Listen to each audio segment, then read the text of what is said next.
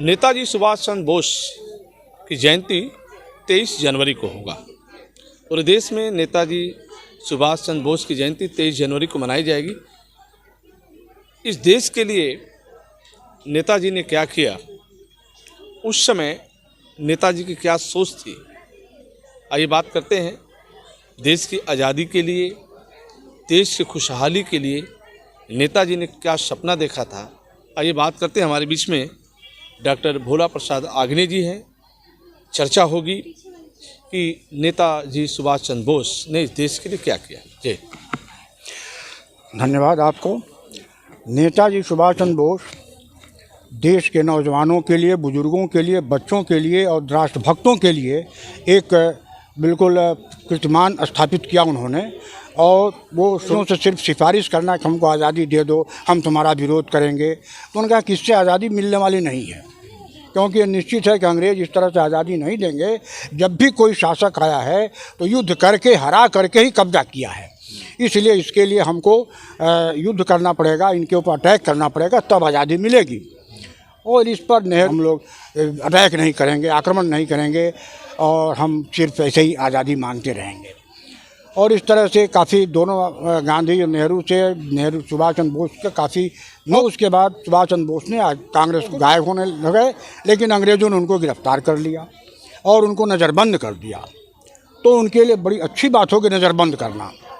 नज़रबंद करने के बहाने उन्होंने ये कह दिया कि मुझे खाना नाश्ता लेकर भी मेरे पास कोई नहीं आएगा, मेरा खाना पर्दे के नीचे रख दिया जाएगा और मैं समय से उठा के खा लूँगा, फिर थाली बाहर कर दूँगा। और ये क्रम 20 दिन तक चला। और 20 दिन के बाद जब खाना रखा गया तो थाली वैसे ही पड़ी रही, 10-12 घंटे तक कोई खाना उठाया नहीं। तब अंग्रेज़ों का खाना क्यों नहीं खा रहे हैं सुभाष चंद्र बोस, तब पर्दा हटा के अंदर देखा गया तो गायब थे। तो हकीकत ये थी कि वो 15-20 दिन में उन्होंने अपनी दाढ़ी को बढ़ाया और मूँछ साफ करते गए, और इस तरह से एक मौलाना का वेश बना लिया और कुछ मस्सा वगैरह भी बना लिया उन्होंने, और एक टोपी कहीं से व्यवस्था कर लिए थे पहले ही से। और इस तरह से मौलाना के वेश में वो वहाँ से निकल गए अंग्रेज़ों के सामने से, और कोई उनको पकड़ नहीं पाया। और इस तरह से चकमा दे के अंग्रेज़ों को वो चले गए, हिंदुस्तान भी चुने छोड़ दिया और चले गए जर्मनी। और इतना बड़ा उन्होंने साहस का काम किया, और जर्मनी जाकर हिटलर से मिले, और जो हमारे हिंदुस्तान के कुछ फौजी वहाँ कैद थे उनको लेकर, कुछ और हिंदुस्तान के जो नौजवान थे जो देश के लिए समर्पित थे, उनका उन्होंने आह्वान किया और लेकर उन्होंने एक आज़ाद हिंद फौज का गठन किया। और उन्होंने कहा नौजवानों से कि तुम मुझे खून दो, मैं तुम्हें आज़ादी दूंगा।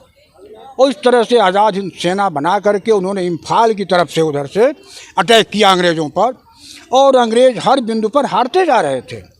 काफ़ी क्षेत्र तक सुभाष चंद्र बोस जीत गए थे, और जीतने के बाद वहाँ उन्होंने आज़ाद हिंद सरकार का गठन कर लिया था, अपना सिक्का भी चला दिया था, और उस पर सुभाष चंद्र बोस का चित्र लगा रहता था।